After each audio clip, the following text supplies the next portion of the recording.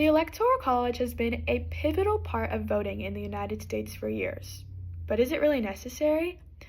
Today, I will be discussing why the Electoral College should be abolished as the primary way to vote for a presidential candidate in the United States. I have read many articles pertaining to this topic to make sure that I am well informed to speak to you today. The Electoral College has more power than the popular vote, gives more weight to smaller states, and no other election process in the U.S. uses the Electoral College because of the unusual scenarios that it oftentimes produces.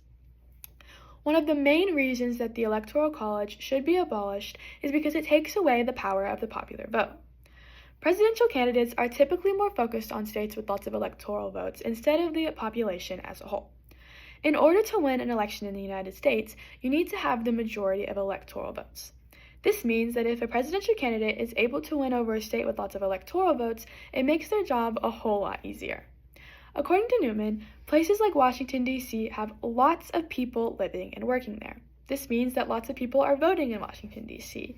But Washington, D.C. does not have a lot of electoral votes, so presidential candidates aren't really focused on doing a lot of campaigning there. Not only are certain populous cities underrepresented, but smaller states are also given a lot of overall power. Presidential candidates typically only need to worry about what are known as swing states instead of every single state. A swing state is a state that isn't really affiliated with a certain political party. A state like Tennessee typically votes Republican, whereas California typically votes Democratic. Swing states are known to be Georgia, Pennsylvania, and Florida. These states, you don't know what political party they're going to vote for until the election results come out, and these states are often the determining factor of who is going to win the election.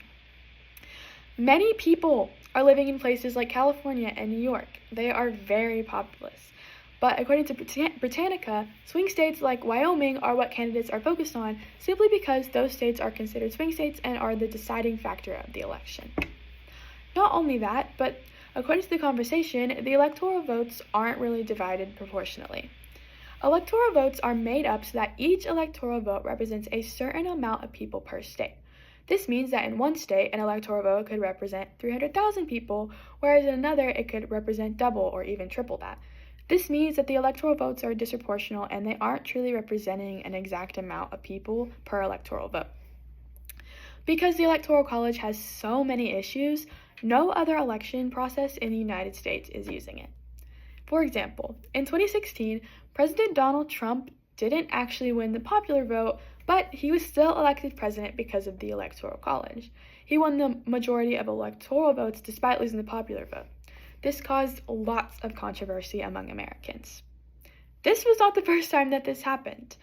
In the 2000 election, there was an issue with ballot counting in Florida in Bush versus Gore, and according to the National Constitution Center, this was actually taken all the way up to the Supreme Court. Many Americans were upset and were calling the Electoral College a broken system. According to USA Gov, if there isn't a majority winner of electoral votes, then the House of Representatives votes on the presidential candidate. In every other election, candidates are simply chosen by the popular vote, but that is not the case for the president. If there is a tie or there is some sort of issue, the House of Representatives is taking away the power of the popular vote and going to decide on it themselves, which is a completely different form of democracy. In addition to this, the Electoral College was put into place because of slavery issues. Slavery was abolished in the 1800s, so it doesn't really make sense to be using a system that was designed to cater to it. That being said, the Electoral College does have its benefits. According to Newman, the Electoral College gives a clear majority winner of some sort.